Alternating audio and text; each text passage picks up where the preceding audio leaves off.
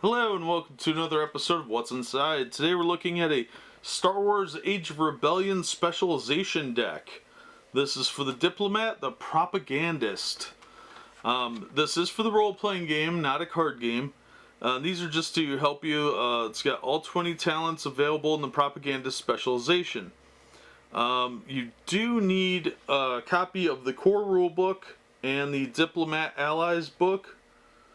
So let's open this up and see what these cards look like. If you like Star Wars and you like the role-playing game, this might be good.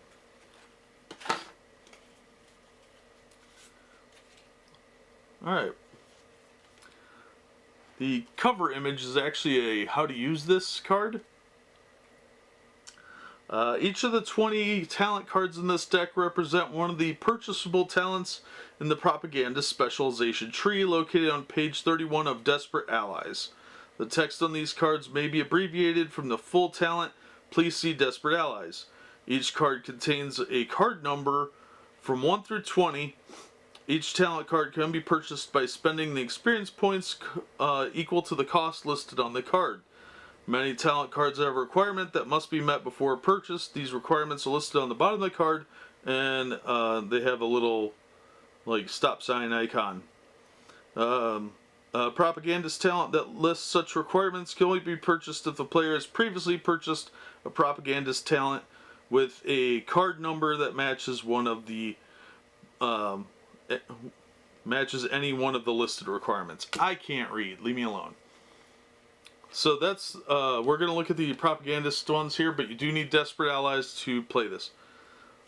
I think I said Diplomat earlier, but whatever. The back card is just credits, so we can kind of put that aside. And the back of the cards are really cool. They've got that image of the dude on them. So they look kind of cool. These are pretty nice quality cards, actually.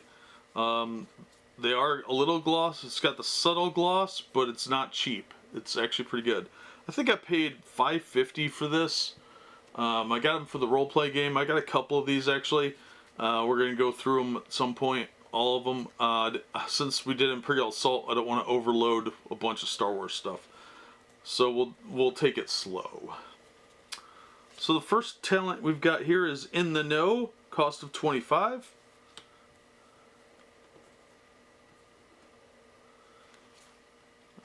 Improved In the Know, and it does say Diplomat Propagandist at the bottom, so you know what they're for. Dedication, cost 25, 2 prerequisites. Positive Spin, cost of 25, 2 prerequisites. Informant, cost of 20, has 3 prerequisites. Dodge, cost of 20, 3 prerequisites. Confidence, cost of 20, 3 prerequisites. Toughened, cost of 20, 3 prerequisites. Confidence, cost 15, 2 prerequisites. Grit, cost 15, 4 prerequisites.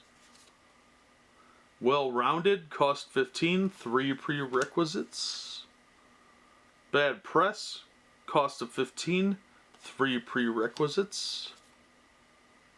Toughened, cost of 10, 1 prerequisite. Number 4.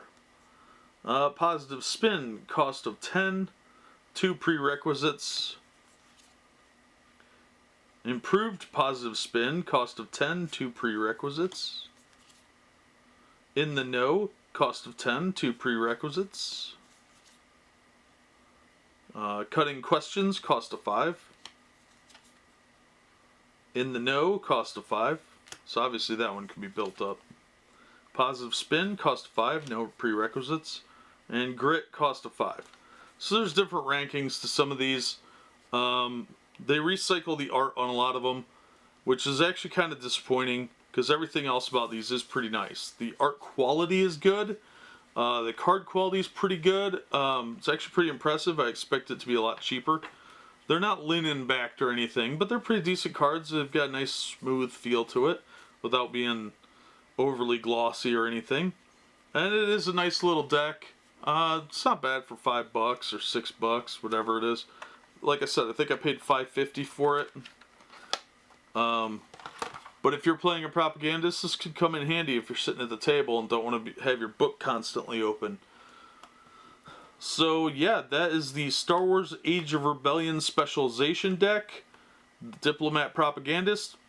I'm a little torn on these decks because I think they're just a money grab overall, but they do come in handy if you don't want to constantly reference your book. And these were put out by Fantasy Flight, so in association, of course, with Disney and Lucasfilm. But I liked Fantasy Flight's material, and they do tend to do good stuff. We looked at the basic beginner box for this game, and it was actually a really nice box set. I didn't like the box itself, but everything inside was pretty good, as I recall. So this would be a good addition to your game if you have the Desperate Allies and you want to play Diplomats. I think it'd be a good one. But that'll do it for this episode. As always, thank you for watching, and we hope to see you on the next episode of What's Inside.